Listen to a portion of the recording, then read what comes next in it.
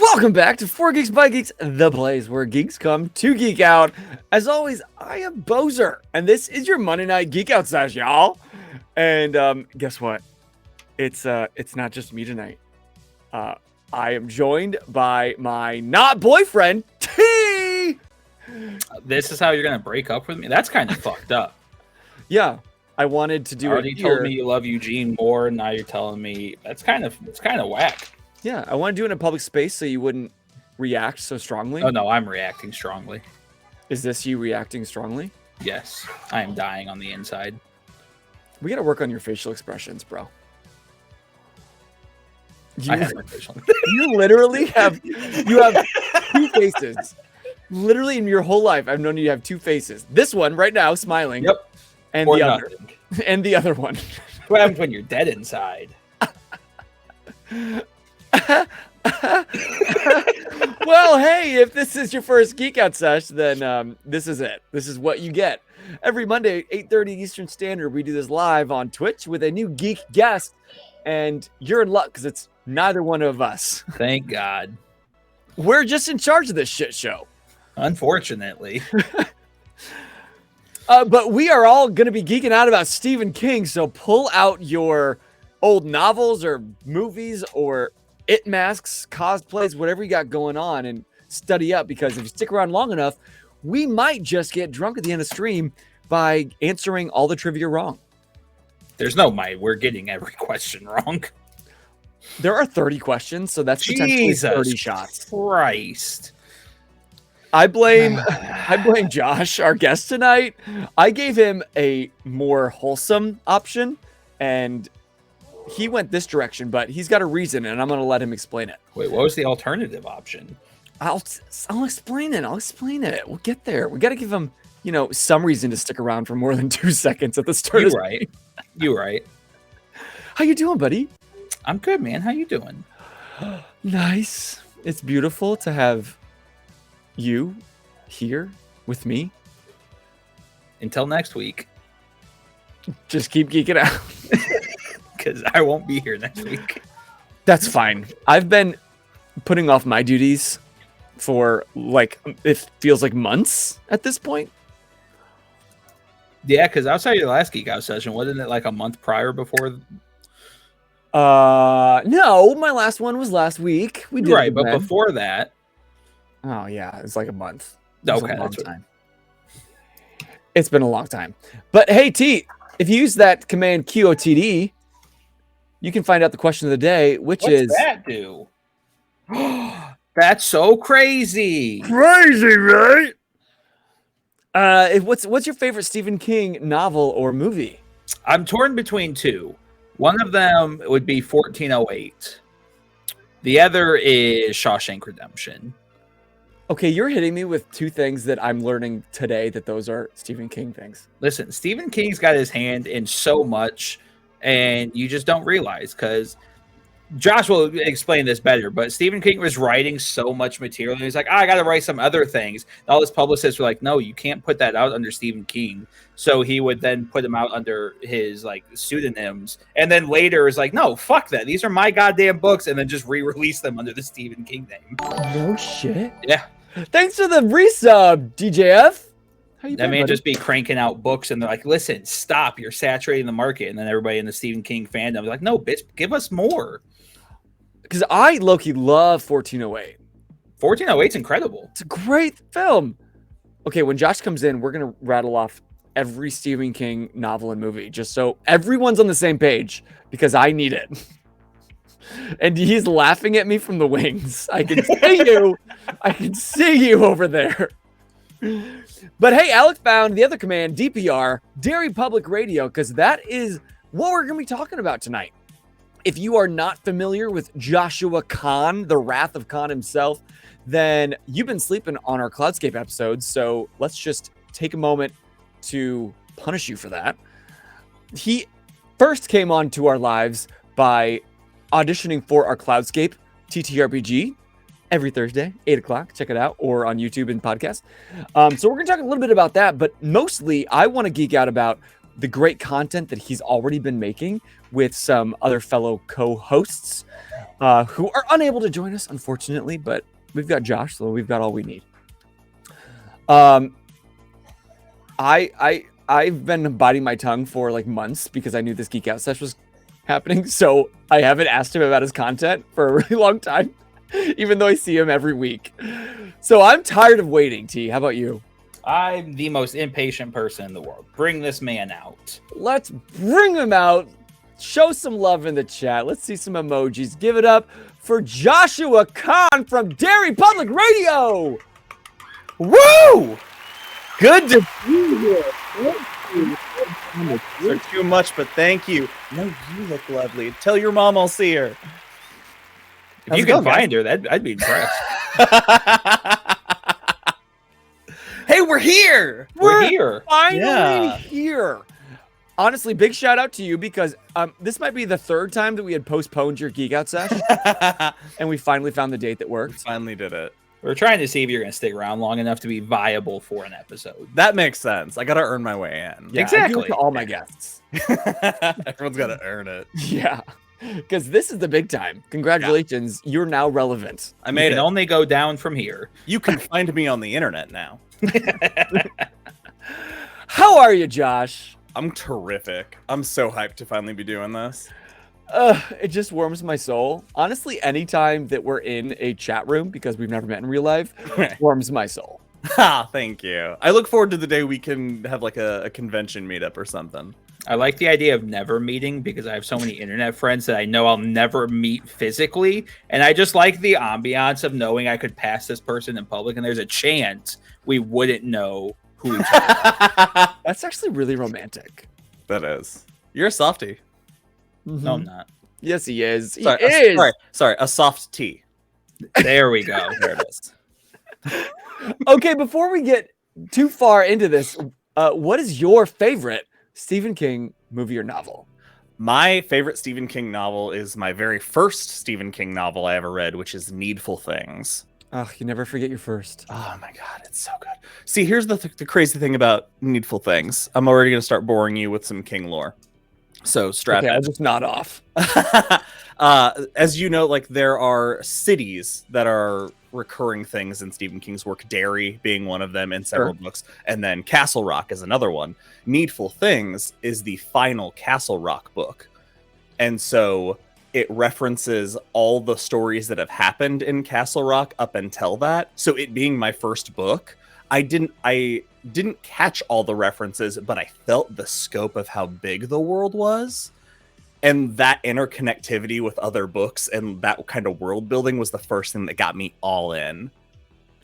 And that's so interesting that you mentioned that specifically because you are so good at world building and connecting things. Thank you. Not just skip to the cloudscape, but later when we talk about it.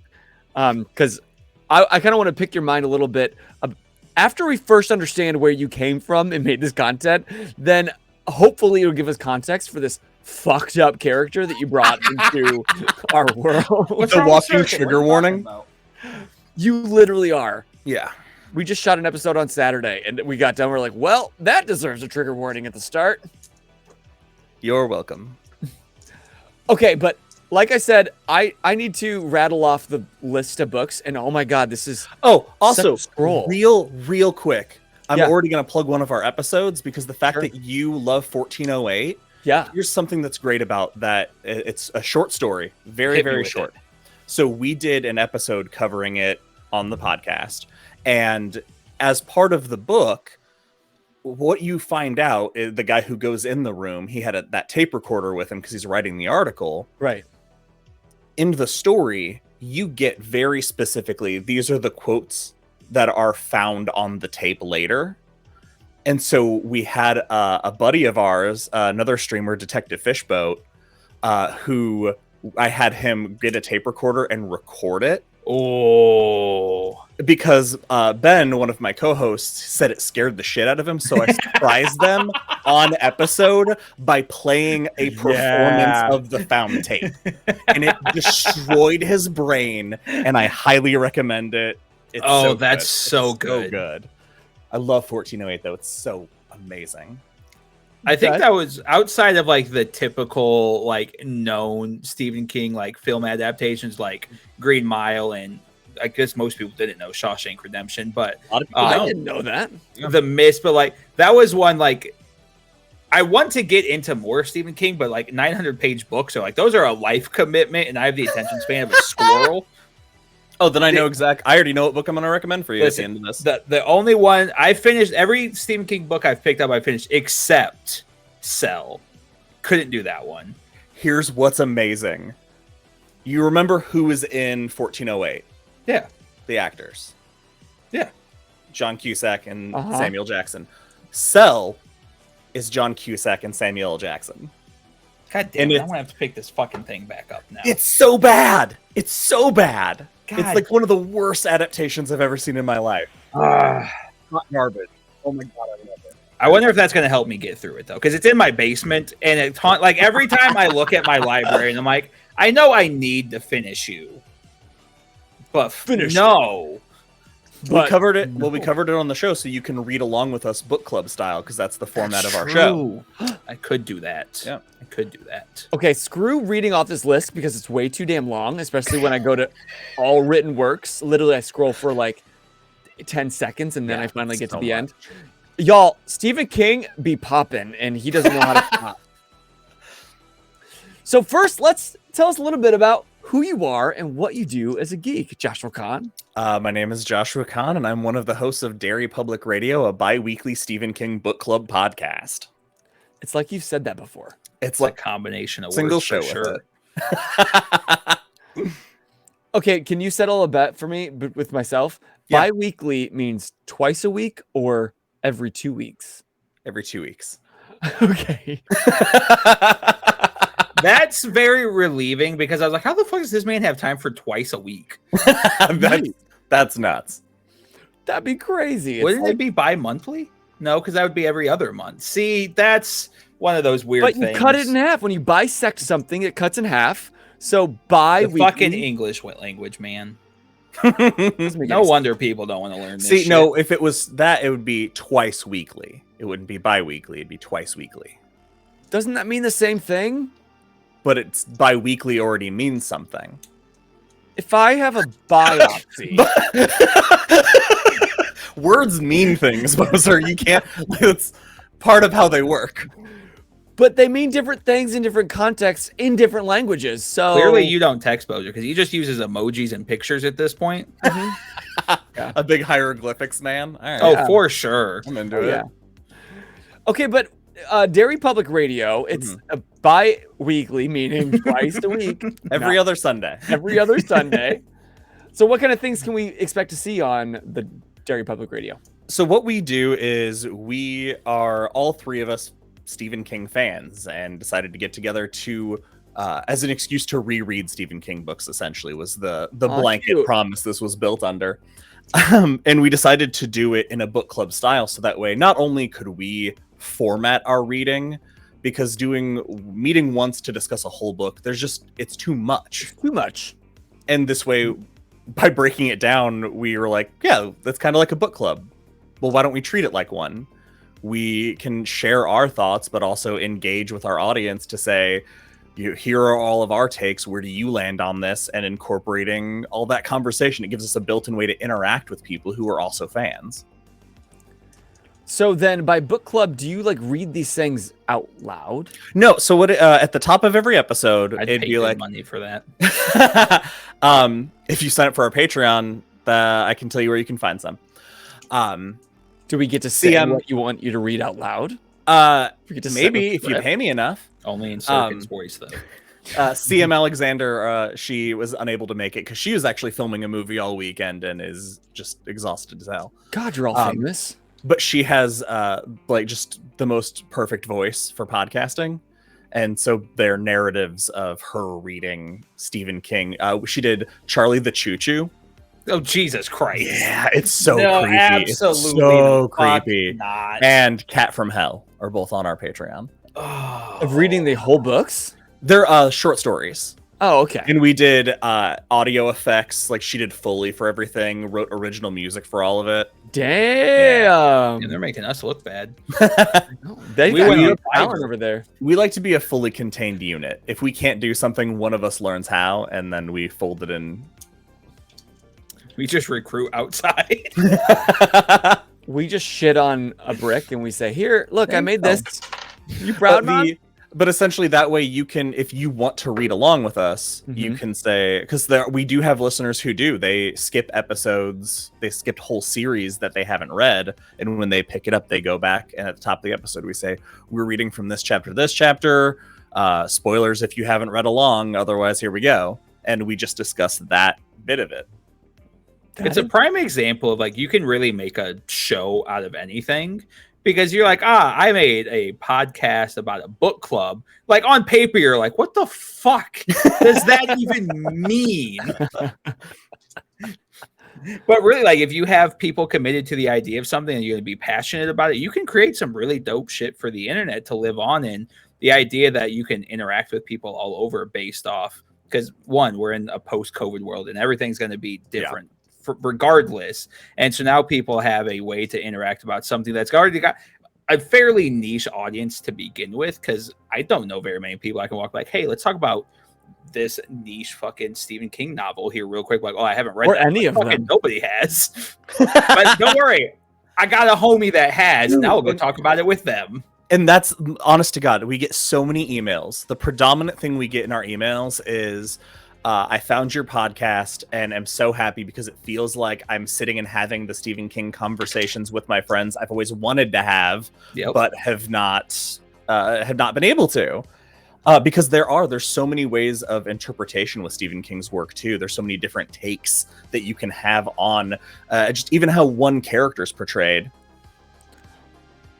That is really cool because it almost sounds like what FGBG is meant to do. Like, we want to be that place where you geek out about anything, and now at DPR they have a place that they can geek out about Stephen King and not feel so alone, like the weirdo just reading.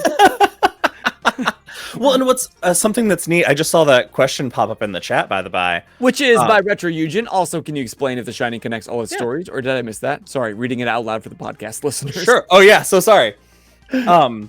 Something about, we covered The Shining is a fairly recent one we covered, and Jack Torrance is an asshole. Blanket statement. He's an alcoholic. He's abusive. He's a bad dude. The conversation we got to have, though, is like, for instance, I love Jack Torrance. I think he's an incredibly complex character. It makes me hate the Kubrick movie a little bit, because the Jack Torrance is a Jack Torrance in it, but I digress. Book Jack Torrance is so fucking amazing and so complex. You can take this one character we all read, but the three of us, look at it in different ways. Yeah, everybody's got different life experiences that are going to be connecting based off of those experiences they're coming across. So the Shining connection. So the Shining has very specific connections. First, obviously the sequel is Doctor Sleep. So you have which I missed. It's so good. In film. The film's even better than the book, in my opinion. What? That's a fucking statement. Holy hell. Crushes it. So The Shining, the Overlook is mentioned in those. It's also mentioned in Misery.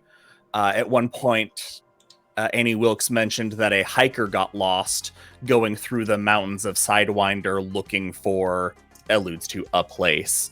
So the Overlook is canonically connected to that world.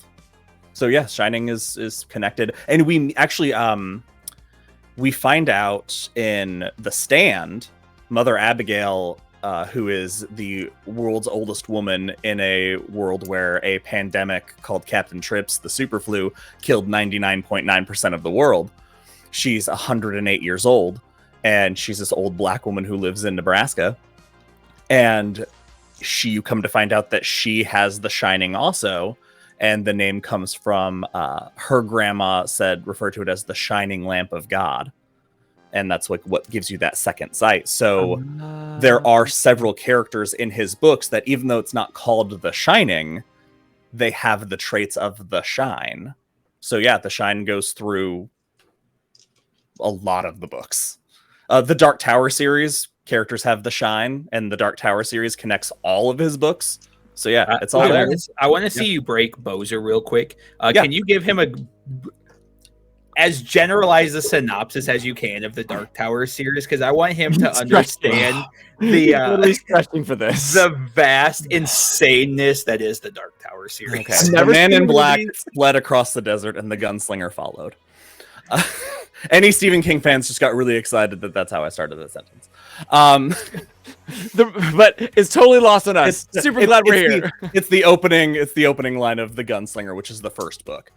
Essentially, you follow Roland Deschain, a man out of time. He's the last of the gunslingers. And in the first book, you see what he's chasing the Man in Black, the man who's cost him everything, across this endless desert, and his obsession of finding the Man in Black so he can find out how to find the Dark Tower.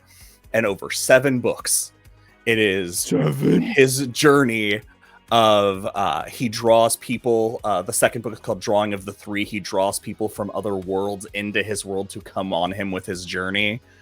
There are creatures called Cantoi that are half animal creatures. There are robots that look like Doctor Doom with satellite dishes on their head. There's a giant train, a monorail that is sentient, that asks riddles or kills you. I've been sleeping on Stephen King, honestly. Really. I would give you a big synopsis of the whole thing, actually, but so many spoilers. I wouldn't want to spoil it for anybody on stream. Sure. So go and watch it. Go read it. Go inhale. They did an adaptation of. It's bad. It's okay, bad. I thought so, because weren't they intending to do a Stephen King universe, and then that one was just like, why the fuck? Idris Elba was in that one. Correct? Idris Elba was fucking amazing in it. He can only do so much. He was so good. When they bring back the series, because they greenlit the Dark Tower series for Amazon. Oh, I did not. They haven't announced casting it, but I'm hoping Idris Elba I'm gonna need to go an ahead offer and or get these considers ordered before the show comes out. Then I am a piece of shit. Like, well, I read this and in the book. You really should. It's so good. Can I listen on an audiobook? Is that acceptable? Yeah, absolutely. Okay. Because I just don't have the attention span for reading. I know sometimes I do both. A lot of people. I do both for the podcast sometimes. Yeah, like I'll follow along. Like with my bookmark, with my Derry Public Radio bookmark, and listen to the audiobook. Yeah, you can sign up for our Patreon, patreon.com/Derry Public Radio. Wow! If I use command DPR, I can get to your link tree and it's got all of it. Beat you to it. Watch the chat. Damn it! Damn it! If you join us at $5, you get a Derry Public Radio bookmark. Cute. And you also get access to the club, which is our Patreon bonus show. And it's a monthly show where we do, right now we're covering the Lisi's Story series, but we've done, that's where I did my first recorded TTRPG. We played Kids on Bikes in a very Stephen King way. Yeah. And we did a TTRPG of Girl Underground, which is another terrific one. And we also just finished an audio drama called Main Mysteries that takes place it's inspired by the Stephen King book The Colorado Kid. Obviously, don't out yourself. Do you have a day job? I don't know how you play. I don't know how you workshop being a husband, a father, and then all of these projects, all while still working in a capitalistic society. So my day job, I audit surgeries. That's what I do. So basically, you're living a Stephen King novel. Kind of, yeah. I see a lot of crazy stuff, but my job's mostly really boring. And so you have a lot of time to think on Stephen King? Well, it's just so reading is something that I really got away from as I got older. I used to love reading when I was a kid. Mm-hmm. And it was my co-host Ben, him and I were in college together, and he hated me, which it makes sense. I'm a lot. But he was my understudy in a show we did together, and so he hated me. And then I trained him. Who's also a lot. I get it. And then years later, I trained him for an improv troupe I was running, and we became friends again. And he's the one who brought up the idea of doing a podcast. And he's a big fanatic. He's read almost everything that Stephen King's written. And I was like, yeah, I'm in, but you should meet my friend CM because she has her office, which is now our recording studio. She has a cabinet full of first editions, autographed editions, gift editions of Stephen King books. She's got the most impressive collection of anyone I've ever met. Good for them. So your podcast is from the comfortably knowledgeable to the the comfortably familiar to the frighteningly fanatic. That's it. Yes. So you lie on the comfortably knowledgeable. Yeah. When we started, I did. We're 5 years in now, so I feel like I'm bordering fanatic territory. So which one was the frightening fanatic? Was it CM? CM and Ben both. They both read nearly everything that had come out. Every once in a while, we still find something that either one or both of them haven't read. Like I think we all read The Shining together. They read it for the first time. Oh, really? When we read it. Right now, we're reading Desperation, which I think only Ben had read. So every once in a while, we find those that are amiss in one of theirs. It's very rare that we find one that all three of us have never read before. I think Misery was that book, the first one that none of us had read. That's got to be so exciting, like for such a fan of Stephen King to find like a new nugget for you to unlock. A new favorite book is so crazy. When we read, Pet Sematary. Ben had never read Pet Sematary, and we read that book, and it changed his life. Now he owns a pet cemetery. Now he started his own pet cemetery. Yeah. Wow, he found his calling. Real quick, another question from Retro. Yeah. Do you feel that despite Stephen King's son taking on a pen name, do you think he still found success due to nepotism? I think that it definitely gave him a foothold. I don't think pen names are as secret as you'd like them to be. Right. Because somebody has to know to pay the bills, So that secret always gets out. But Joe Hill, we on our Patreon, we cover his selection of short stories called 20th Century Ghosts, and it is so fucking good. Joe Hill's an incredible writer. He's so talented. There's a story he wrote called The Cape, which is about a kid. These two brothers used to play superheroes, and he had this frayed, like his baby blankie that he wore as his cape. And he one day he's climbing up, hiding from his brother in a tree, and he's sitting on the limb, and the limb breaks, and the brother's like, holy shit. And then he looks up, and the little brother is just still up there. He's flying, but he has to be in a seated position to do it. And so when he notices and he moves, opportune position. Yeah, so he notices and he falls and he like breaks his leg, and then it flashes to like him as jumps forward to them as an adult, and him falling asleep, staying the night at his mom's, and he wakes up and he goes to the bathroom and he realizes as he's going to try to pee that he's leaned forward, and it's because he's been in the quilt was part of his cape, so he was flying. It's so good, and it has a horribly dark ending that I dare not spoil. So it's in the blood. Definitely it's in could Stephen be King's blood. Okay, sorry, go ahead. You're good. Oh no, you go ahead. No, you. Please, you.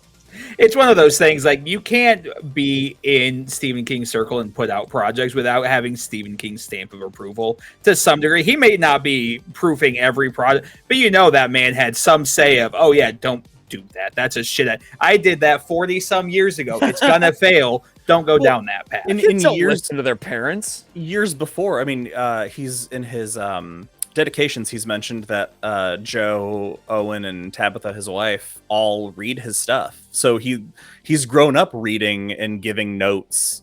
Like, that's always been part of his culture. So I can't imagine you could walk away with that not being exactly just good. That's honestly kind of wholesome to me, the fact that he took on a piece of his father's legacy, like continued it in a way, and he doesn't have like some sort of bitterness and like, I'm never gonna live up to your standards, Dad. Every once there's cool little Easter eggs to each other's work. Oh yeah, in their book. Like there's Nosferatu, which is a Joe Hill book. The villain of that book is name dropped in Dr. Sleep. cute. Yeah, it's a one-line throwaway, like someone heard someone say something, and that's it. I love those. Yeah, I love Easter eggs, man. So, if you're able, like, why Stephen King? Why not some other writer? Why Stephen King and focus only on Stephen King, other than the width and breadth of his canon? So at least you have something to talk about for God knows, or what, past episode 100 at this point. Yeah. Stephen King, I mean, obviously we were all fans, so it's the natural place to start. But I think what keeps it going is that Stephen King isn't a one-trick pony. There are Kingisms that we reference, like a smile that never reaches the eyes is a big Kingism. Mm-hmm. Squeezing your hand so tight you leave crests on your palm is a big Stephen King thing. So there are some of those, but beyond writing horror, he has written in virtually every genre. Each story has its own life, and so it's cool to see not only his journey as a writer, watching how his like eras of writing have changed, and the way he how do I want to phrase this? The way he changes how he speaks to his audience as he gets older, because you can see like his style growing, and so it just creates a whole new generation of stories. I don't know if either of you are familiar with the Mr. Mercedes trilogy. No, it's surprised. No, it's a newer series. Stephen King has been moving into some kind of not true crime, some like detective crime noir stuff. And like this era of his crime writing is pretty rad. I'm a big fan of it personally. I'll have to check that one out then. Yeah. Like different than like the horror kind of crimes that he's written about in the past? Well, because it's so the Mr. Mercedes, that trilogy, it's the Bill Hodges trilogy. It's the main character of those 3 books. And so it's steeped in the detective genre, but it still has those horror elements that of the intensity or the overt violence. Like the inciting incident of Mr. Mercedes is during peak unemployment. This civic center held a job fair, and so there were hundreds of people lined up in the very early morning waiting to get into this job fair because this whole town is desperate. And some person in a clown mask driving a Mercedes drove through the line with all the people trapped inside those like yeah. And they call it the City Center Massacre, and that's the opening bit. But that entire series, after that first book, characters you meet are people whose lives were affected by the City Center Massacre years ago. So throughout these books, you are seeing the after effect in all the lives of the people in this city through that one action. God, the ability to world build. It's nuts. It's nuts. Especially the fact that so many of the books do connect. Just fucking wild. Like, you were really enticing me to take up Stephen King tomorrow. I got about 6 hours of his attention span. Yeah. Well, you're a more like a medieval kind of fan, right? Is that your? I like it. I love some true crime. I love some horror. Nice. I just like good stories that with a good twist. Because that's my question. Is you said before off stream, you said that you could name the book that each of us should read to give us a recommendation, and I'm hoping that's true because my wife and I are taking a long drive down to Tennessee this weekend for a bachelorette party. Ooh, can't wait for nice. these text messages. Did you say sex messages? I said what I said. But I'm hoping that I can entice her to at least like listen to at least part of the book on the way down. Do an audiobook? Yeah. Oh, yeah. So you be thinking. Yeah, okay. I already know what tease is going to be. I don't know if I'm excited or terrified. It's a really ominous title. Are you ready?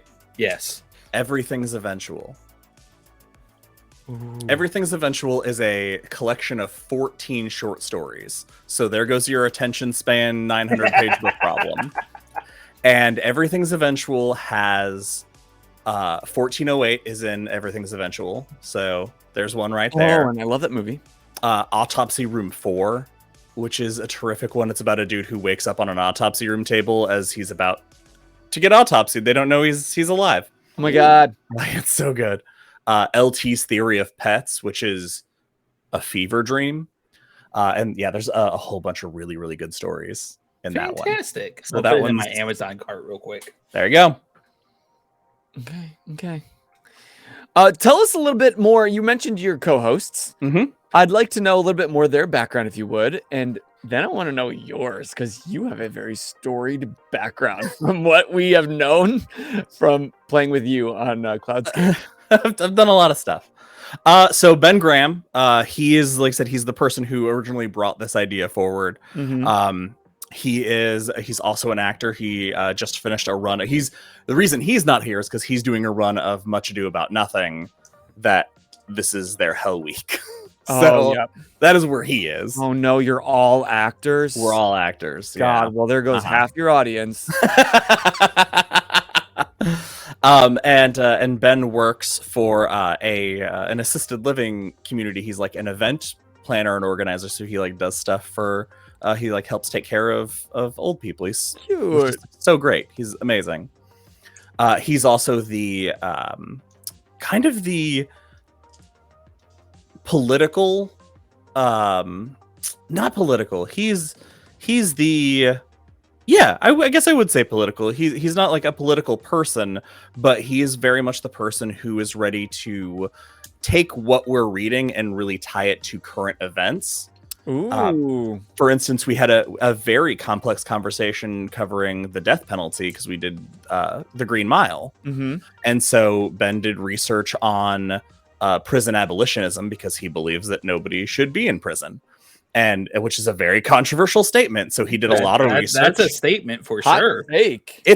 But when you like the information's out there of like what if you took down the prison industrial complex and used that money for essentially mental hospitals for people who are afflicted with these things. Like it's a whole breakdown of it's very altruistic for a lot of people for sure. But that's not a reason to not talk about an idea though, right?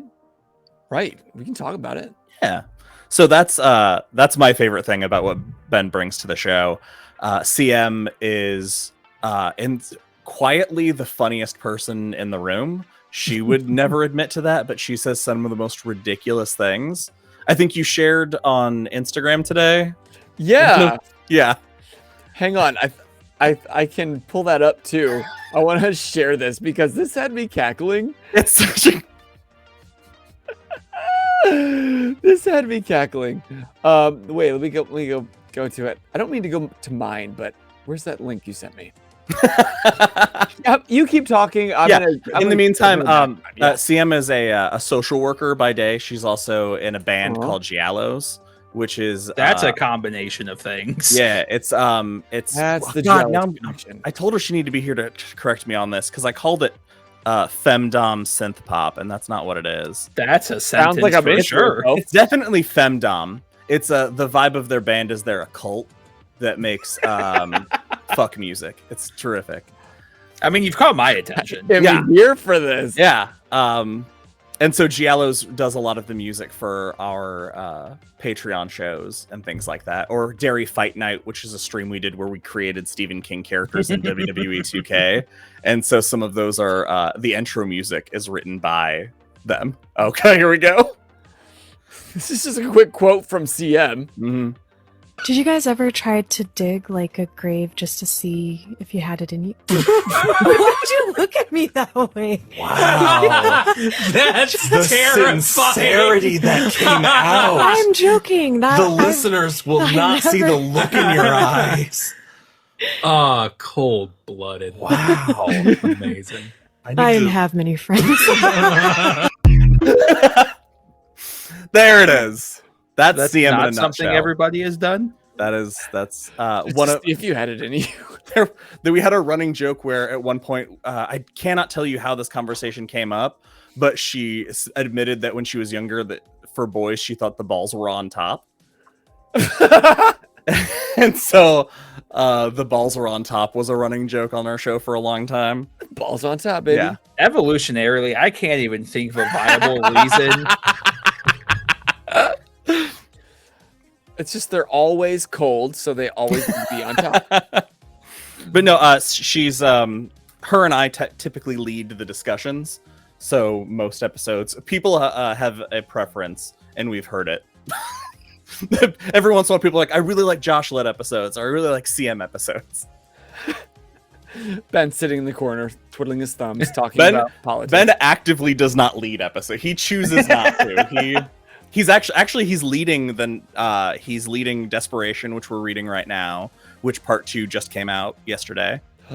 And then we're doing Regulators, because as you mentioned earlier, Stephen King's pseudonym, Richard Bachman, who died from cancer of the pseudonym, he wrote Desperation and Regulators as companion novels, so they have the same characters in a different reality.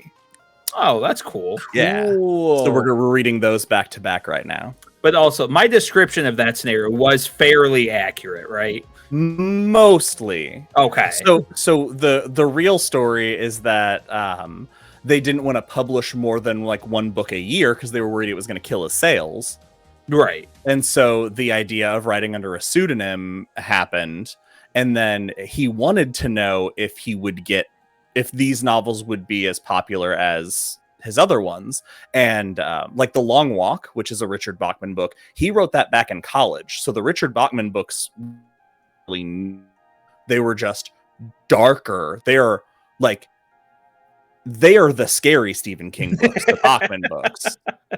They're the horrifying ones. They're the dark ones. But a writer, somebody found out through a journalist found out that he was Richard Bachman pretty early, based on analyzing reading, essentially. Mm-hmm. He contacted Stephen King and tried to blackmail him.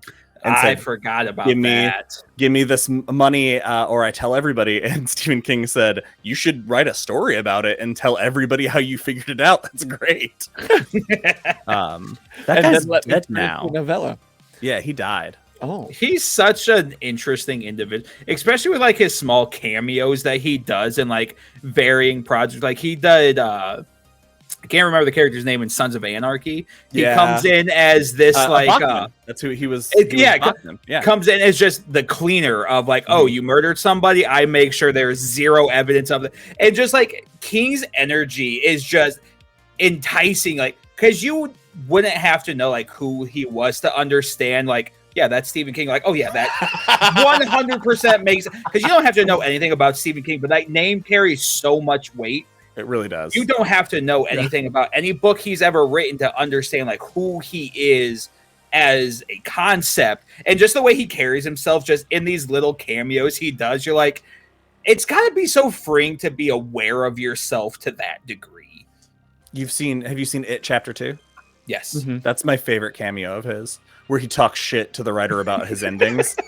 It's just the funniest fucking thing to me. It's so good. Okay, so we know who Ben is and what he does. We know CM and what she does, but let's talk about Joshua Kahn. I'm a maverick, baby. I have too much ADHD to be tied down. Because that's my favorite thing. It is gets when me in trouble. Yeah. You break into some old story before we start recording on a Saturday and share some off the wall experience that you've had that just and then never goes back to it. Yeah. Did I tell you I was recently hanging out with my friend? I was a professional wrestler in high school. Excuse me? I trained with every fucking Saturday he does this shit. And then we'll never go back to tell another story. We'll not finish up on it. You're familiar with Seth Rollins? Yep. It was with his group. That's awesome. SCW. Yeah. They beat the shit out of us. It was crazy. It was brutal. Well, you can know guys my like tag team. my tag team partner had his ankle broken in the first practice, and that's why we never went back. But broken.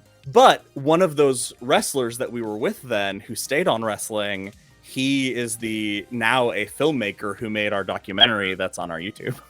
Hell yeah. Yeah. That's Check it actually out. the championship belt that I have here. It's a fantasy football league with me and a bunch of professional wrestlers and comedians.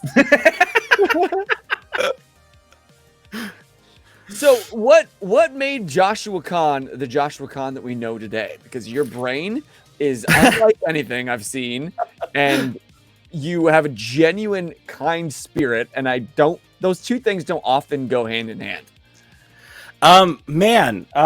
Real answer is I grew up in fairly extreme poverty. And so very early on in my life, it became about kindness, and kindness being the thing that gets you through literally any situation. And so that's like a big thing that even when I'm kind of at my lowest or at my most lost, I just kind of fall back on kindness, and that brings a smile. That's kind of what that's all about. But as far as my entertainment background, I didn't even start doing entertainment. Like, my first play was when I was 16. I played Jonathan Brewster in Arsenic and Old Lace. Okay. So my very first role was a serial killer. That's what did it. Yeah. And then when I was 17, I was cast as Dracula because I was the only 17-year-old with a widow's peak. Just walking down the hallway like, you look way too damn old. Come here. Yeah. I would have looked older in high school if my beard was not the patchiest piece of shit you'd ever seen in your life. I couldn't grow a beard. Now. I had shoulder length hair. Of course. And I had because I also did modeling for a little bit when I was in high school. Of course. I traveled to Florida to the Swan and Dolphin for like a acting and modeling competition. Of course you did. Yeah, it was great. I was down there during Hurricane Francis. Sure. Yeah. I'm just not shocked by Yeah. I'm going to choose not to be shocked by anything else you tell me for the rest of our days, because otherwise I'm just in a complete state of Do you guys want to see my old modeling portfolio real quick? Yes. Is that really a question? Do I? Jesus Hold on. Christ. We're going to make Oh my God. All right. So my studio has now turned into kind of a celebration of me. So I have kind of a little like trophies around because I'm also kind of an entertainment trophy killer. Okay. All Make you right. bigger. Jesus fucking Christ. This is so embarrassing. This is so bad. Welcome to the embarrassing internet. that I'm It'll live forever. going to freely offer. I'm going to mirror myself so I'm looking at it. There we Now go. we're going to have snippets for any of our Cloudscape bits that we need. Like, come see Yeah. this guy. All right. Here's the headshot first. Yes. Yes. Oh the my headshot. goodness. That guy should play Nosferatu. Actually, hold on. Everybody shut the fuck up. So Shh, guys. that's me. That's me as Jonathan Brewster. Oh, Okay. A little higher, a little higher. Oh, Oh, there you go. yeah. So Are that's you me. in the middle in the I'm in the messed dark up hair? tie. Okay. That's, yeah. Jesus. This is me as Dracula. I love that you have this on hand. Oh my the God. glare. The glare though. Hold Oh on. my God, I Paint see it. the scene. What year is this? 2004. Wow. I was 8. We And this are was my basically the same age. cover. That's the greatest thing I've ever seen in my life. Yes. That was my fire. Oh God. Oh, there's my pro wrestling one. There's my. Wait, over. Yes. I had a fucking wallet chain, bitch. That's how you Look know I was at that. bad. Beard. Leather pants, or is that just a glare on the page? That's just the glare. Oh my God. No, when I tell this story, it was leather pants. I also have. I'm gonna keep it I like did this. I'm gonna like this. I did a web series a few years ago. Uh-huh. I'm actually using one of the glasses from the bar. What's it say? Odds Bar and Grill, the name of Love the it. show, and it was turned into a comic book thing. This is just a show and tell part of the night. Ooh. I can't show you the inside of it because it's not out yet because we haven't released the final version of the show. But that's Against the odds. that's That's the cover. so cool. And That's that's the you. cover. Yeah, that's me. T, I want to be in a comic book. You should do something about that then. I don't draw that good. If only we knew a guy. Right. Only That's we the had show. artists on here. It's it was a 7-episode web series where I played a character named Sin, who was an immortal who had the supernatural ability to make skin-to-skin contact with someone and influence their emotions. Oh my god. Okay, so now there's so much I want to talk about. Why are you such a deep and multifaceted person, Josh? The honestly short answer is I just like to do fun shit. Facts. Like that's kind of like my I realized I was never going to be rich or famous. And so do whatever the fuck you want. Yeah, It doesn't matter. So do whatever. And so I like to do different things. Like we have our own beer. I've got my beer back here. I was a burlesque host for 10 years. A nerdlesque host, right? We did some nerdlesque. Our show was called Comic Con with my name, Con. Ah, sexy. And so what I would do, we did what we called theater burlesque, which was we didn't just have a host and performers. The hosts, we would do a full 2-man show. So the whole show would have a running plot line. That's incredible. That would tie everything together. So for that one, if I remember right, the plot line was that we slipped in toxic waste because the opening group routine was too toxic. And it gave us superpowers. And so for the rest of the show, like I got super strength. And so I kept hitting him with shit because his power was that he was unbreakable. But then we realized he still felt all the pain. And just beating the shit out of him. It was so great. I think I found a snippet of Nerdlesque on your channel. Did you? It's a Stephen King Halloween music video. Oh, yeah. Up Quad City Burlesque. Yeah. Music by Giallos. So CM's band is who does the music for that video. I'm very curious. How often do people like bring up things to you like, oh, right, I did do that, didn't I? I get, my wife gets really annoyed because we'll go places and I get recognized a lot and people will be like, hey, I saw you, because I also I did improv comedy for a long time with Comedy Sports, which is a worldwide franchise. I've heard of Comedy Sports. And a lot of celebrities come through Comedy Sports. Yeah. A lot of Second City people too. And Upright Citizens Brigade. A lot of those do Comedy Sports too. But yeah, so I've done that, and I do I've hosted improvised murder mysteries for corporate events. So sometimes people recognize me from corporate events where they thought I was an actual guest at the party until I was interrogated for murder.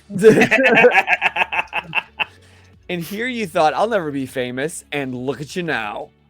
There's a difference between having local recognition and celebrity. I'll take recognition. Celebrity is what gets you hounded. Yeah, I like to say that I'm hometown famous, Yeah. which is a treat.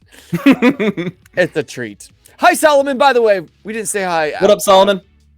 DPR represent. Yep. Solomon is one of our mods.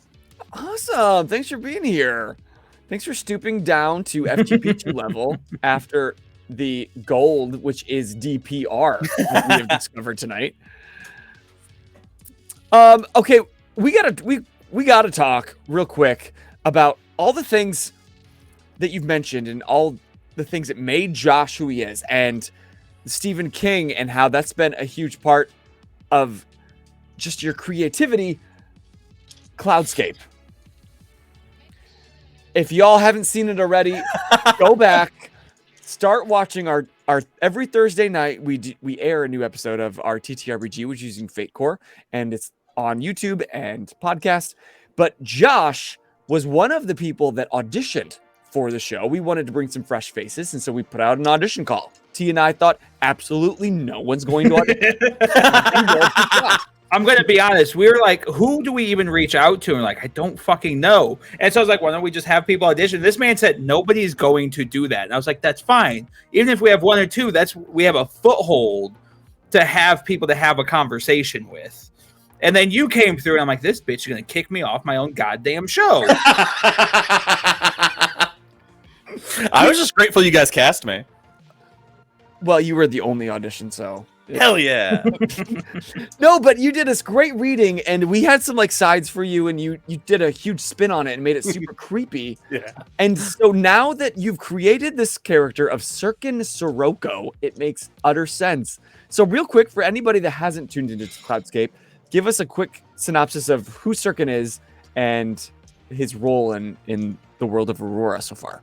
Yeah, Sirkin is, he's grown up in a family of crime, and he was the smallest in his family of big brute people, and so the way he found to make himself useful is he learned interrogation, and he became a master torturer. Yes, interviewing, we decided last week. Aggressive interview tactics.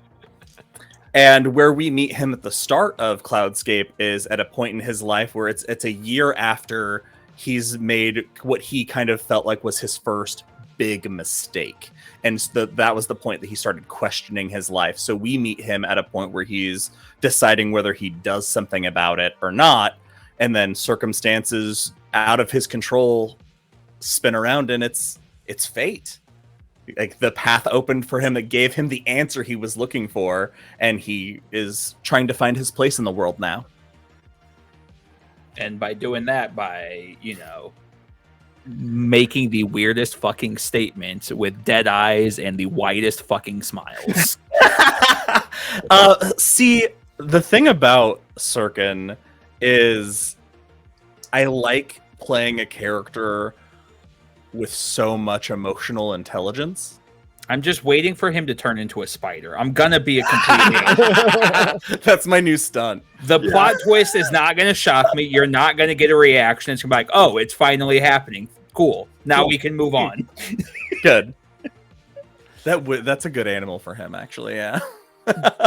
So you're telling me he's not it? Like, let's be honest. Where are his deadlights? I need to know. You're right. Did you feel like Stephen King's writings at all influenced the origin of Sirkin? They definitely influenced a big part of Sirkin in his flaw. Sirkin didn't really come together for me as a character until if you haven't played or watched any of Fate, part of making your characters, you have to pick a flaw to overcome or trouble. Thanks again for the sub. Yeah, and the trouble is something that I feel makes a character, and something that I've always liked about Stephen King's writing is that there are no perfect characters in Stephen King's writing, and that the trouble gives you depth.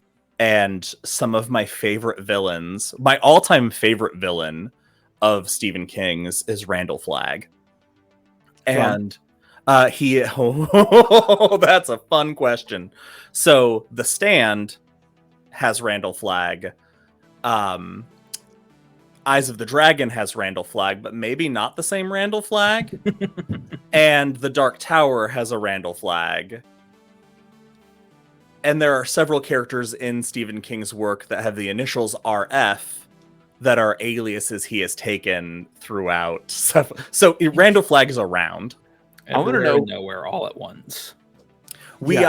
Our very first Derry Fight Night, I made Randall Flagg from The Stand, Wizard Flagg from Eyes of the Dragon, and the Man in Black from The Dark Tower, and I made it a Flags Count Anywhere match.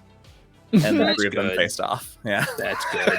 Thanks. That's good. I was really proud of that. Yeah. But a big thing in every iteration of Randall Flagg is it is always overconfidence. That is always the thing that will be the undoing. And the first thing I decided going into this game of Fate is because I don't think a lot of people realize how easy we could all die in this game. Character death is a real possibility. The fact that hasn't yet, I am shocked. Right. You guys honestly have just done really good rolls because we be doing some stupid shit. Yeah. Yeah. But I haven't really pulled a lot of punches. You just rolled really well, so good for you. The thing about Sirkin when I created him is that I never wanted him to be a character that ever felt like he had plot armor. Because I knew he could die. So my goal was not to with Sirkin was not to create a character that lasts forever, but a character that if he is for whatever reason ends up gone, the absence will be felt. See, that's the best part, and especially since we've already had the conversation about perception. Like, and I don't know if it's just like the tropes I enjoy or the tropes that I write. Like, Sirkin feels like the character that should die, but is going to be the one. No, but is going to be the one that lasts till the end, and is going to be your like overarching narrator that like, oh, let me tell you the story so I can tell you what not to do type thing. Because if you compare Sirkin to everybody else, Sirkin would be the villain of everybody. He's the one with the least. He's got a moral compass. He's the most tainted individual. But you would think conceptually like, oh yeah, nobody's going to like this guy. He should die. He's going to martyr himself because he believes that that's going to how he cements himself into a legacy. But really, at the end of the day, Sirkin is such this lovable fucking weird fucker that just everybody, he's going to be the one that you see him in that white picket fence closing his red door in his fucking suburban neighborhood because he managed to get out.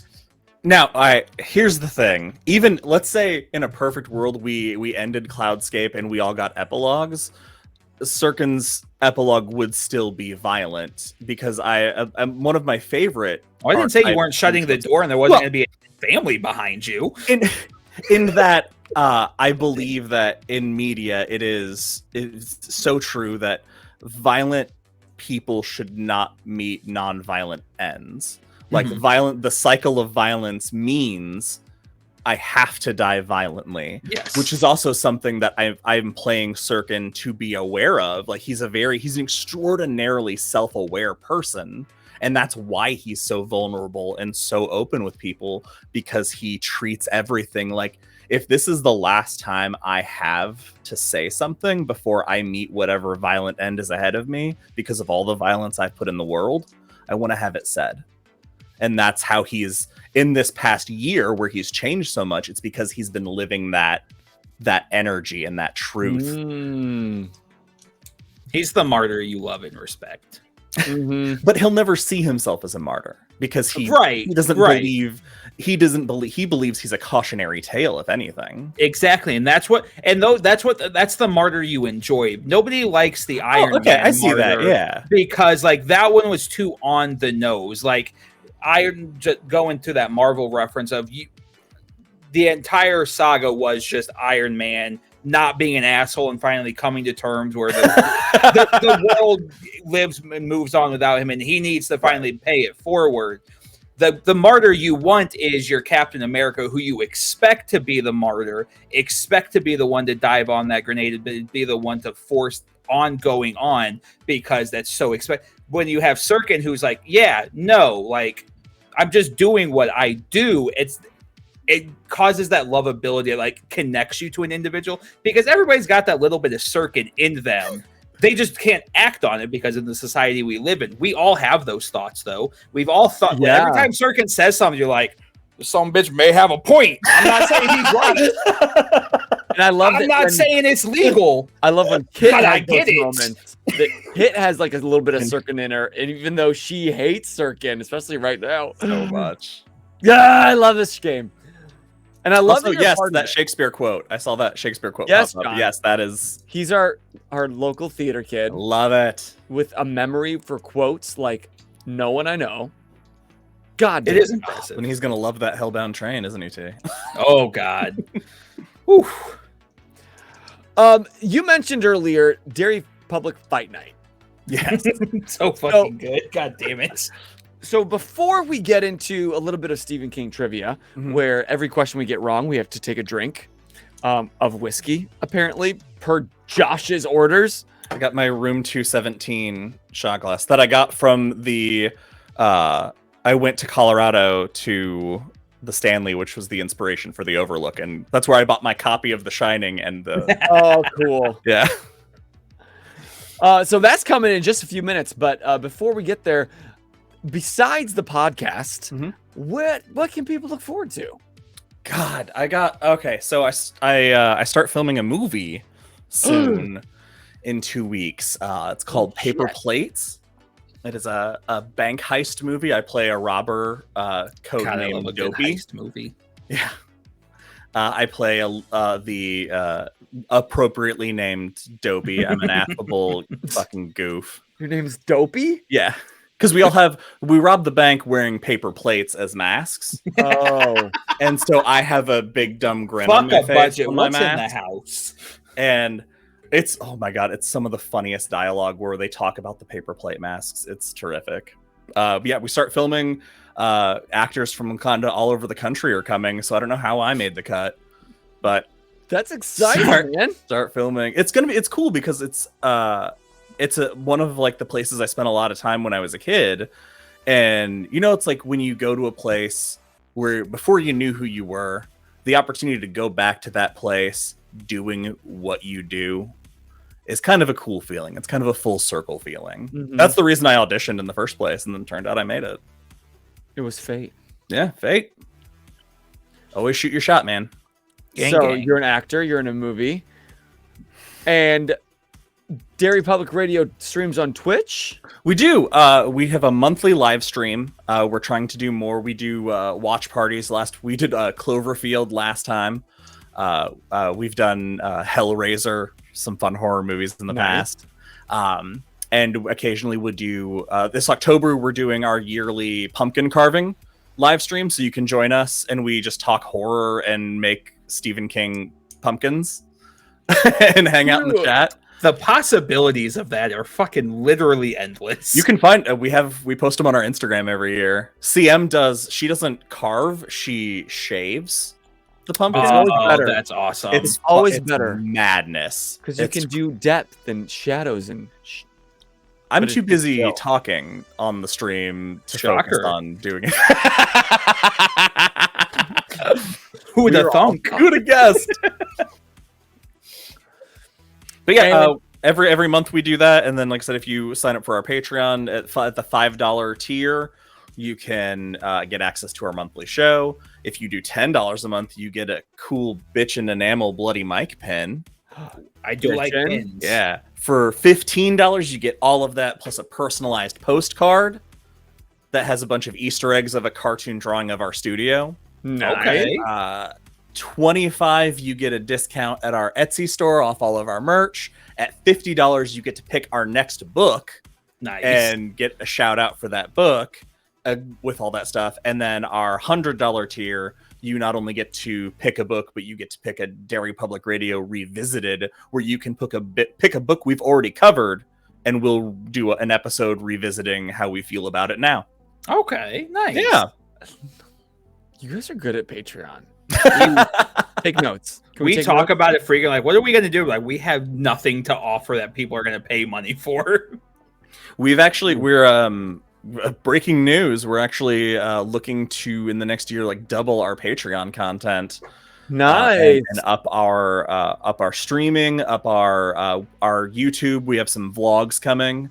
We're launching a show called Stephen King Explained, where in a kind of fun format, we deep dive into one specific thing about Stephen King and explain all the connections and lore attached to it. The debut episode will be about the namesake of our show, The Club, which appears in The Breathing Method, which is one of the novellas in the same book as Apt Pupil, The Body, which became Stand By Me, and Shawshank Redemption. Oh, okay. And the short story, The Man Who Would Not Shake Hands. It's basically a gentleman's club full of books and attractions from different worlds. Damn, And here so- we are about yeah. to start an OnlyFans. We're going opposite trajectories. We'll see who makes more at the end. Yeah.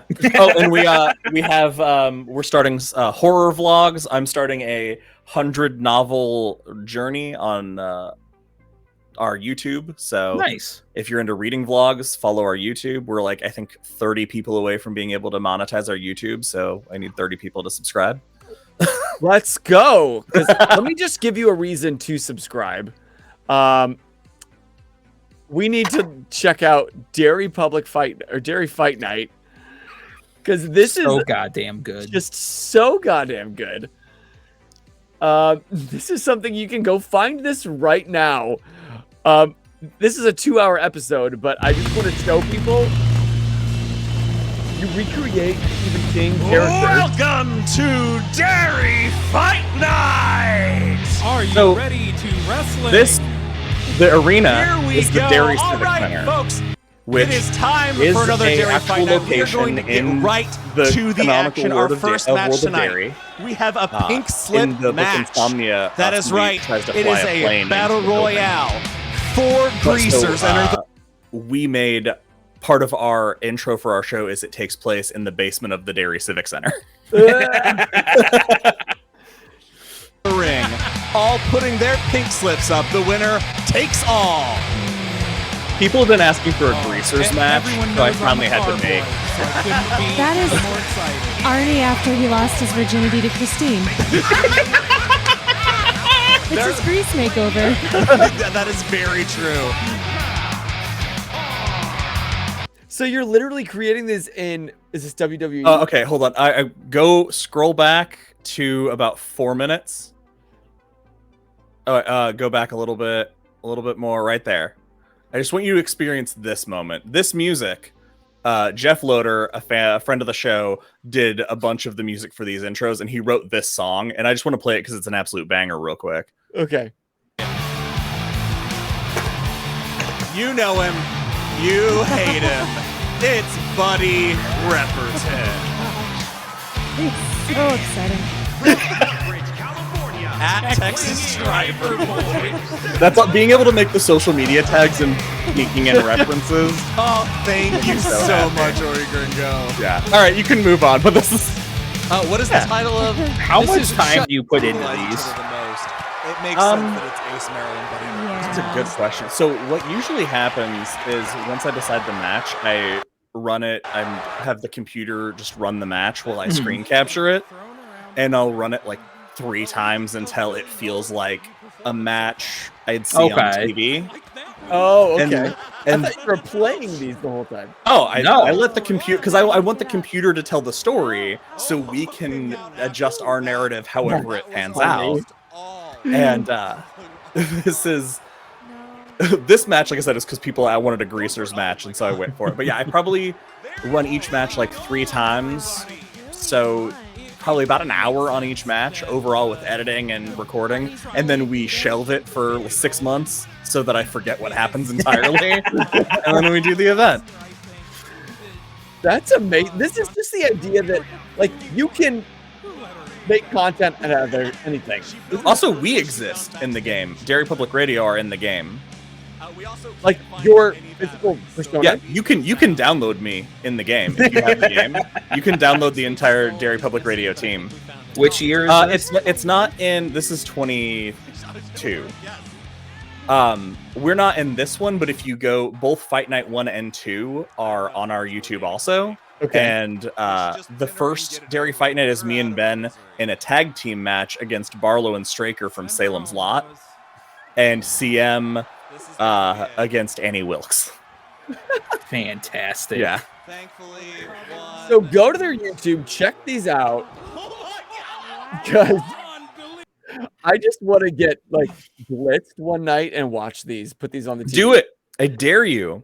Yes, please. There's also on our YouTube, there's a documentary about us I mentioned earlier. Yes. There's also a short film that we made. It's just called Derry Public Radio, a short film. It's kind of a music video where we all get possessed by Stephen King characters. It's a lot of fun. We've got a lot of cool, weird shit on our YouTube, so check it out. My favorite thing is you guys are literally just like, we love Stephen King. What else weird shit can we do? Let's just have a good time. Yeah. As it should be. Break the mold. Don't be. Exactly. There's no reason to go through and do all the same thing everybody does on the internet. Because again, if you think Stephen King, you're not gonna go with we do a music video where we role play that we're being possessed by everybody else. We turn them into fucking WWE Fight Night characters. Like, yeah, a book club, that makes sense. But like, there's so many options if you just like open your mind up to the possibilities for just like some weird shit you can do, and it sells. It works. It gets people to talk about something that you wouldn't normally put words together in a sentence, but then you sit down and watch like, this is fucking incredible. Why isn't there not more of this? What's what we were excited about the beers. Can I show you guys the cans? Yeah. Cans over here. Oh, and I'll show you this too while I'm taking shit off my shelves. This is a fan made us bloody microphone. Cool. Fuck yeah. Yeah. Shawshank Shrimp Shack. That's funny. So this was our first beer, Room 217. Love it. Cute. It was a cherry cheesecake Berliner Weiss. Oh, gimme. And we did it as a slushy. You could get it as a beer slushy, and it was amazing. And then we did Misery's Return. Mm-hmm. And that was, we had my mom dress up as Annie Wilkes and do a few photo ops with people. Bring in the whole family. Why not? All right, Mom, don't ask questions. Well, I need my you mom- to dress up real quick. My mom is actually an actor. Also, she was in the Marine Corps and did like USO shows. So technically, my first show was The Mousetrap in Okinawa, Japan. Okay, why you just gotta outdo anyone ever? I always like to tell people that because when they find out I was conceived in Japan, they always say, "Does that make you Japanese?" And I say, "No, but it makes me made in Japan with American parts." It's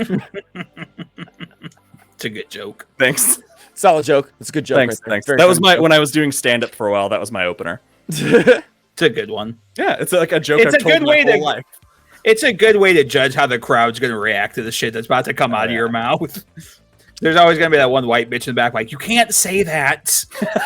Excuse me, waiter. Can you stop him? All right, we're gonna put you to a test now to see how well you really know your Stephen King, and how much I know I really don't. Are you ready? I'm ready. No. I'm vibing. By the way, if you haven't already, hit Command DPR, go to the link tree, like all the things, subscribe on all the things, and if you're listening back or watching back after the fact, the links are below. Go give them some love. If anything, go follow on Instagram so you can just follow this crazy, amazing adventure that he, CM, and Ben are taking right fucking now. We're here to jam. But we're here to jam and to drink, apparently. Woo! Because I first propositioned a game where we do Stephen King trivia. Every one that we get wrong, we have to add a new condiment to a cup. We've done that in the past. I do it usually with people that I know. Like, we know each other, so I wouldn't ask a rando to do that. But then you said, nah, that's weak sauce. And then what'd you suggest? I suggested that as punishment, we have to do a shot of, well, I'm doing a shot of Jim Beam because we have a running joke that in the Dark Tower series, there are 6 beams that hold up the Dark Tower at the center of the universe. And if the Dark Tower falls, all of existence falls with it. So those beams, all things serve the beam. And so we decided that we drink Jim Beam and we toast with all things serve the beam. Jeez, that's a bold statement. There's actually, Jesus if you see Christ. this back Yeah. here, that is the Dark Tower of Jim Beam. That is an actual Jim Beam product. They made it's like a Greek decanter. Yeah. Nice. And we're That's funny. taking 6 different flavors of Beam to make the beams Go to connect to jail. the Dark Tower. Go and then to hopefully Jim jail. Beam will give us money or something. That sounds fucking horrid. Oh, also those glass bottles are going to be filled with tequila rose because surrounding the Dark Tower is a field of red roses. I'm a fucking nerd, y'all. Oh, and we had no idea. Well, I don't have Jim Beam. I had other kind of whiskey, so I filled this, and I'm going to take a heavy swig every time. I have Holla. beer. Hell yeah. There are 30 of these questions. We're going to see how many we get through, how many we can sit. Standing for. Also, I pitched shots when thinking that it was going to be like, 10 questions. I mean, we could just do 10, but Fuck that. See how sloppy I get. Yeah, here we go. All right, ready? Number 1. I don't know the answers to these either. It doesn't tell me until I click it. So we okay, cool. But you have to answer last, Josh. Yeah, makes sense. Okay. Well, yeah, let's just do it that way. Number 1, what was Carrie's... That was a Freudian slip because while looking at his works earlier, I found the answer to this one and I told myself, forget it. All right, next question. It was, what was King's first published novel? Carrie. Yeah. Carrie. Was it? I'm taking Wait, a drink for that. Do we have to know the name, or is this multiple choice? There are multiple choice. Thank God. Okay, number 2. Why was King arrested in college? Was it stealing traffic cones? Was it a hit and run, peeping in windows, or bringing an axe to school? For sure, bringing an axe to school. I kind of think, that seems too on the nose. I'm going to say stealing traffic cones. I'm going to go with stealing traffic cones. I don't know the answer to this. I hope it's not B or C. Okay, let's see. It's stealing traffic cones. Take a drink, T. Damn. A month before his college graduation, after drinking heavily in a local bar, King was arrested for stealing traffic cones. Okay. Who was King raised by?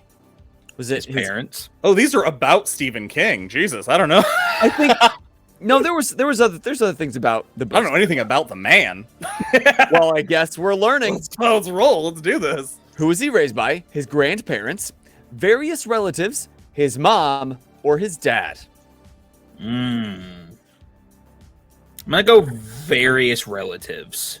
I'm gonna say grandparents. Mom. There's some diversity in all the projects, and I feel like to get that, you're gonna have to get an ensemble of people. Yeah, that's right. Okay, Josh said mom. I'm gonna click mom. Fuck, it was his mom. It turns out I did know that one when you went through the answers. I do remember a story I read about his growing up. There was some confidence in that answer that told me we're screwed. After his dad left the family when King was only 2, his mom raised Stephen and his older brother David. She supported them by working many jobs and often left them in the care of various relatives. Hang on! That sounds like T was right too. Not who he was raised by. He was watched by. Is there a difference? Yeah. Okay. What was King's major in college? European history, English, crime scene investigation, or psychology? I'm gonna So many of those seemed a little too fitting. on the nose. Yeah. That's why I'm gonna go with the dark horse of European history. Nice swing. There's European history, English, crime scenes investigation, or psychology. I'll go crime scene investigation, but I'm leaning more towards psychology. That was my first answer in my I'm gonna mind. go English just in case. Just in case he actually went for what he. Maybe it could be just a wild misdirect. Also, I kind of want a shot. You don't get one because it's English. Fuck. Feel free to take a shot anytime you want. We don't judge here. Oh, I love it. I warned my wife. I said, so this was my idea, and this is how we changed it. But when I came up blitz later, it wasn't my fault. King used his secondhand typewriter so much that he eventually broke off the what? Carriage return lever, the letter M, the tab key, or the space bar? Tab. Space bar. M. Fuck. M. In Misery, do you guys both know the plot of Misery? Nope. Paul Sheldon, famous writer, writes this series of books starring Misery Chastain.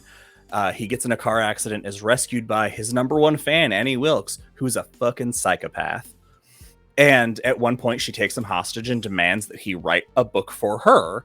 And when he does it, the N key breaks and makes a comment about the N is like one of the most common letters used. So he has to hand write the N in everything. So our Misery's return can, if you look at it, the typeface is all typewriter except for the letter N. That's some cute shit. Right Okay, we're gonna get this one so no one drinks. What pseudonym has King used?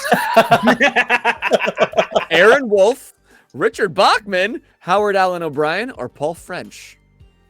I don't know. That last one sounds pretty familiar. But I'm gonna go with B. I'm gonna lock it in. So the book The Dark Half is written kind of references the true story of this, wherein a writer gets his pseudonym gets outed, so he murders it, and then the pseudonym doesn't like having been murdered and comes back from the grave and starts killing people out of revenge. Oh, cool. What is that called? The Dark Half. The Dark Half. That sounds fucking It's killer. real. All of these. The main event and that fight night that you showed is Team King versus Team Bachman, and the team captains are Thad Beaumont and George Stark, who are the main characters of The Dark Half. That's awesome. Sorry, Solomon, not Paul French. It's Richard Bachman. Take a drink.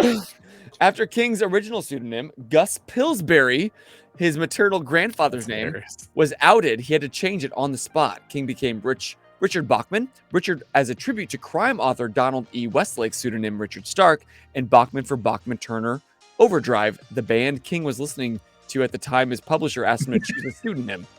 And that's why George Stark is the name of the pseudonym that... God. Yeah. These fun facts behind these answers are kind of amazing. How many novels did King publish as Richard Bachman? Ooh. Was it 5, 12, 10, or 7? 7. Okay. I'll pick 10. I have no idea. 7. 7? Might be 7. 5. Yeah. It was either 5 or 7. Because I knew it was a decent amount, but it was a fairly short-lived pen name. Bozer, are you a fan of things like The Hunger Games or Battle Royale? Oh yeah, for sure. The Long Walk. That's what you're gonna read. The Long Walk. Yes. Okay, I'm It's a writing it Bachman down book. because I'm gonna be drunk tomorrow and I won't remember this. It's a Bachman book, so it's dark. But it's like a lot of crime. No, it takes It's a place lot in of- a world where there is a public event called the Long Walk. It takes place in a like dystopian militaristic future, and this is the form of entertainment. This is the Super Bowl of this world, where 100 boys between the age of 12 and 18. It's the Hunger Games. Yeah, and you have to keep a pace of 3 miles an hour, and if you fall below that pace, you get a warning. And the ticket, by ticket, I mean a rifle shot to the back of the head. Holy shit! It's like Squid Games Yeah, and Hunger Games. but with 12 to 18-year-old kids. Rollin'. Welcome in, friends. Hi. Yo! What up, Farls? We got a party now. Look who's rolling with a raid. The Chaos Club is her. Thanks for the follow, Deanna Darby. We're playing Stephen King trivia, and if any of us get it wrong, we apparently take a shot. Thanks, Josh, for this great idea. Yeah! You know, on a Monday afternoon. Afternoon. Well, just like, yeah, we're taking shots. I was like, it's a good thing I'm on the fucking good side of sober, because I don't have anything shootable in my house. Yeah, we're still live because we're on question 8 of 30. Here we go. Because it features a school shooter, which book has King let fall out of print? Rage, Gerald's Game, The Dead Zone, or The Long Walk? I don't remember what you just said about the synopsis. No, but that was about walking and whatnot. Yeah. I don't know. He nodded yes to Rage pretty hard, so I feel like A is the answer. Okay, well, I'm going to be contradictory and say The Dead Zone. Oh, buddy. Oh, buddy. Is it The Dead Zone? It's not the Dead Zone. It's Rage. It's fucking Rage. God damn it. That was described to me as if Stephen King wrote The Breakfast Club. Rage? Oh. Essentially what Rage is. Yeah, it's about a kid who takes his entire classroom hostage, and apparently there's some friends we made along the way. I don't know. I haven't read it yet. I have a copy of it, but I haven't read it I was yet. about to say, can you still get copies of that, or is that one of those things like, do you respect his wishes of like, don't? It has recently come back into print. Like whatever I haven't seen whether they're like legit copies, but I've seen copies on like new print copies. But I haven't checked it out. If it's very interesting of like, at what point do you take the author's work? Because it's definitely that fine line of like, what do you talk about and what do you act like doesn't exist? Yeah. Well, apparently it's not even like that great. It's like just kind of like an okay. Well, I mean, if it was written in 77, that's going to be one of his earlier projects. Simba. Yeah, Simba's right. Looks like poster's gotten a few. On a plus note, we don't have to worry about him wandering off and falling asleep somewhere. He's in his home. Which apparently is my MO. I get drunk and wander. I hate that. It's the worst. Especially for my friends. Thanks, good friend. So for his liver, we should probably cap it at 10, right? That's what we're getting at. Fuck that. All right. What is King's longest book? Under the Dome, It, The Stand, or 11/22/63? Fucking 11/22/63 is pretty fucking long. So long. I think that, I mean, that's my answer. It might be fucking a little easy, but it is kind of long, but I mean, I've seen an It book and it's like this. This seems long. This is as big as my face. I'm gonna say It. I'm gonna go with The Stand. I bet he will. I don't know if it's Under the Dome or The Stand. Oh, let's see. Fuck. damn. You're the most sober. He cut 400 pages? Jesus When The Stand Christ. was originally published in 1978, Doubleday warned King the book's size would make it too expensive for a market to bear. As a result, he cut about 400 pages, around 150,000 words from the original manuscript. Fuck, I'm losing my tongue. In 1990, an unabridged edition was published, billed as the complete and uncut edition.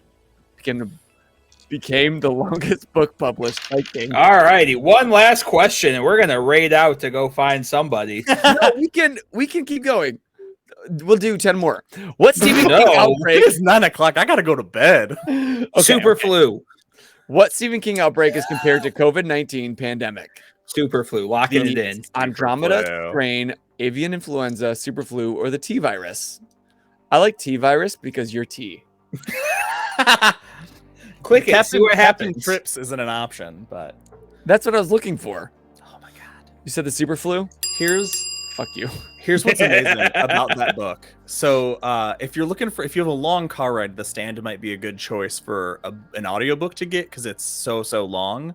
But there are whole chapters, so it's different characters in the world experiencing this pandemic. But there are several chapters that are just from the perspective of the virus. Oh, And so you just kind of cool. follow random stories of the virus. That's wild. It's really, really good. I highly recommend The Stand. Also, a book we've covered on the show, so you can read along with us. Okay, real quick. We're going to fire off 10 more. It's going to be fast. Speed round. What is it? A clown, a manifestation of fear, a giant spider, or an alien? An alien. Infestation of spear. A spear, uh-huh. I'm going to say an alien. Hey, I got it right. Hey. You take a drink. What traumatic event did King witness but has no recollection of? His own surgery, his dog eaten by a mountain lion, a cousin falling in a well, or a friend being struck by a train? I'm going to say a Friend train. being struck by a train. Train. Hey, we're right. What other creative outlet does King have? Gardening? He owns a theater? Scrapbooking? He's in a band. He's in a band. In a band.